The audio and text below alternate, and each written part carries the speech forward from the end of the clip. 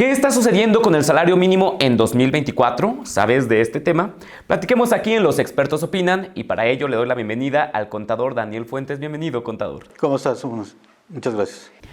Antes de hablar del aumento en sí, entendamos qué es el salario mínimo. Mira, el salario mínimo es una cuota diaria mínima por una jornada de trabajo para un empleado de una empresa, esperando que este salario mínimo, según en teoría por el gobierno, sea alcanzable o que alcance para los gastos básicos de una familia. Eso sería el salario mínimo. Ahora, ¿es el gobierno quien establece cuánto es el salario mínimo y además qué criterios utilizan? ¿Son ellos? Bueno, para saber cuánto es el salario mínimo, qué tanto va a aumentar, es una Comisión Nacional de Salarios Mínimos.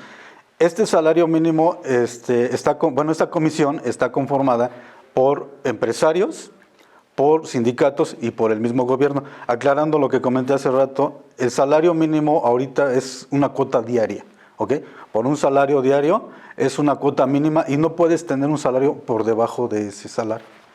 Ok, ahora sí, hablemos entonces del aumento en 2024. ¿A cuánto asciende y cuándo entra en vigor? Ok, mira, ahorita el salario quedó en 248.93 salario diario, ¿ok?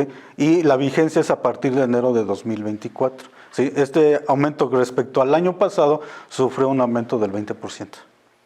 Ahora, ¿usted cree que este aumento al salario mínimo en México es el adecuado? Mira, sí creo que es adecuado porque para empezar el porcentaje sí es significativo en un 20%, comparando con muchos años anteriores que eran aumentos muy bajos, sí es adecuado. Dista mucho de ser el justo o dista mucho de ser el que alcance realmente, ¿no? Pero el aumento es bueno. Ahora, hablemos de las ventajas que tiene el salario mínimo, que, bueno, la gente recibe más dinero. Pero ¿qué desventajas también podría haber? Mira, obviamente como este salario sí recibe un aumento la persona que lo va a estar recibiendo y quien en realidad lo sufre, quien realmente tiene un aumento o quien en realidad sí cotiza o trabaja con un salario mínimo, obviamente ve un aumento significativo del 20%, pero los patrones son los que están erogando más dinero por ese costo, por ese aumento, o forzosamente tienen que aumentarle a los que están en salario mínimo. Esto nos lleva a una nómina mayor, esto nos lleva a que ellos tienen que hacer ajuste a sus precios de venta o de servicios. Eso nos va a afectar, eso afecta al final del día al consumidor final. ¿Por qué? Porque traes una nómina más alta.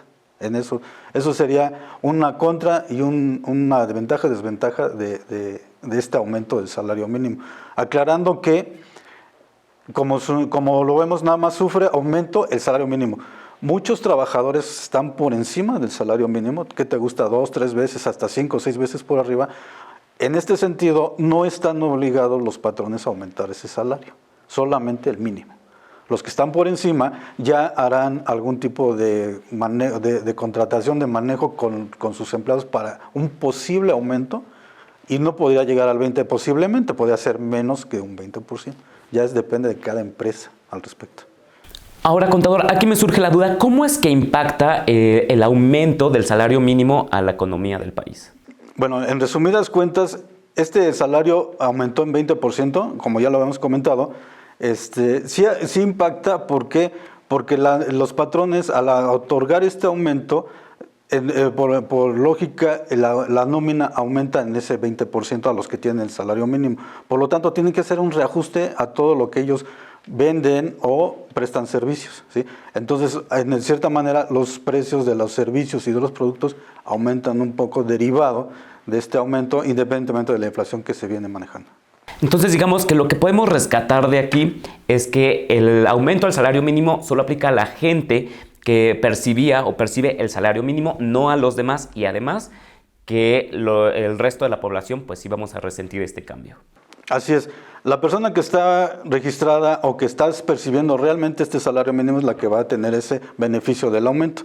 Las personas que están por encima de este salario mínimo, que perciben 2 o 3 salarios mínimos más, ellos no tendrán este aumento, tendrían que hacer una negociación con sus patrones para sufrir un aumento dependiendo de las condiciones económicas de la empresa. Así es.